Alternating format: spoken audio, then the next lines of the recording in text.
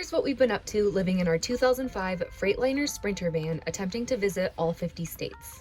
We arrived in northern Maine and traveled down the coast, completing some epic hikes, eating lobster, and then we arrived in Portland, Maine. We are about to go do a tour of Portland, Maine from the comfort of a fire truck.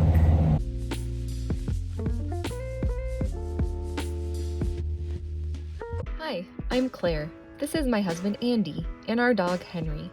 In July, we started living full-time out of this 2005 Freightliner Sprinter van that Andy had custom made for us. After 5 years of the 9-to-5 grind, we decided we wanted to try something new. So we ventured off on a year-long break to see as much of the United States as possible. Join us in our attempt to visit all 50 states in the next 12 months.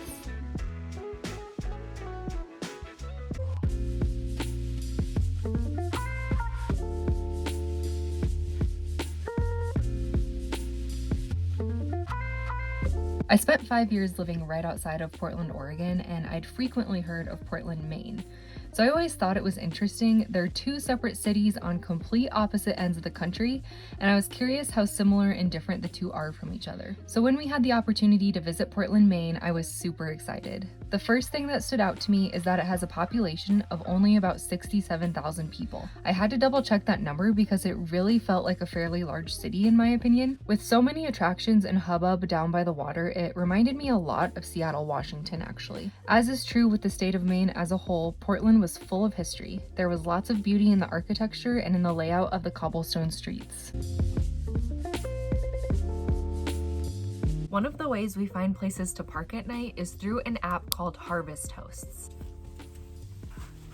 There are all sorts of breweries, wineries, farms, and even museums that you can stay at all across the continent. All you have to do is tell the host who you are, when you're wanting to stay, and then they'll either approve or deny you based on their capabilities. It costs $100 a year, and you're also expected to pay $20 at the Harvest Host location that you stay at. This is meant to be a way for small businesses to bring in customers, and it works great for travelers who don't necessarily just want to park in a Walmart parking lot every night. And speaking from experience, I can say that does get a little old. One of the nights we were in Portland, we stayed at a Harvest Host location called the Maine Military Museum.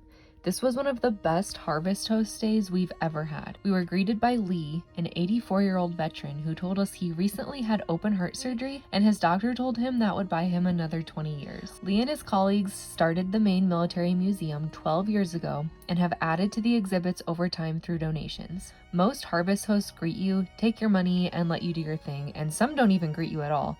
But Lee welcomed us into the museum and spent almost an hour showing us around and pointing out little details about the exhibits we otherwise wouldn't have noticed. He told us the story of a soldier who was in Saipan and he saw a mother and her daughter exit a cave to step off the edge of a cliff to their deaths, more willing to die than to do what they thought would be surrendering to American troops. The devastated soldier went inside the cave and saw the toys left behind by the little girl.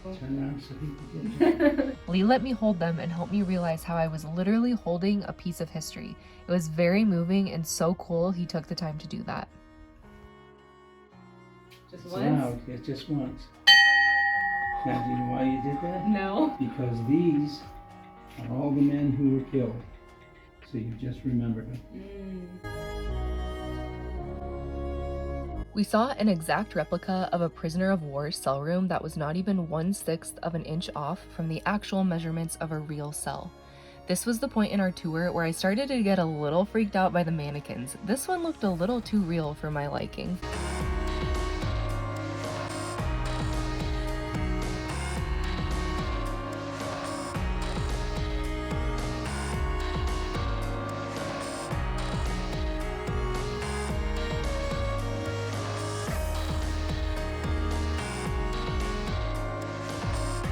In downtown Portland, there's an old Victorian mansion that you can tour. It was very extravagant with attention to detail you just don't see in 2022. Unfortunately, I wasn't able to record inside the house, but I could take pictures. So I took a few to include here to give you an idea of what it's like on the inside.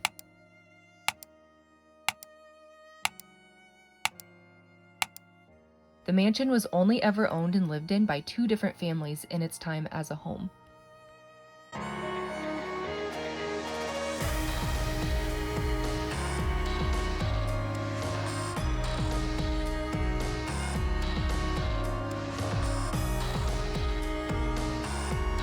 Cape Elizabeth is right outside of Portland, and it is home to the oldest lighthouse in Maine. Portland Head Light, built in 1791, sits on the land located at the entrance of the primary shipping channel into Portland.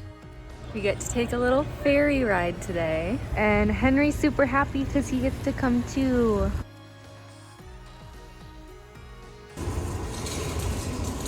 Surrounding Portland are various groups of little islands. There are people who call the islands home.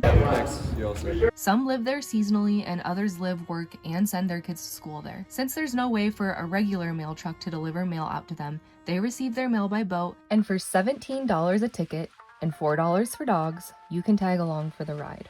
The boat ride did get a little long in our opinion though. On average, it takes about 3 hours, and Andy and I were more than ready to depart by the time we got back.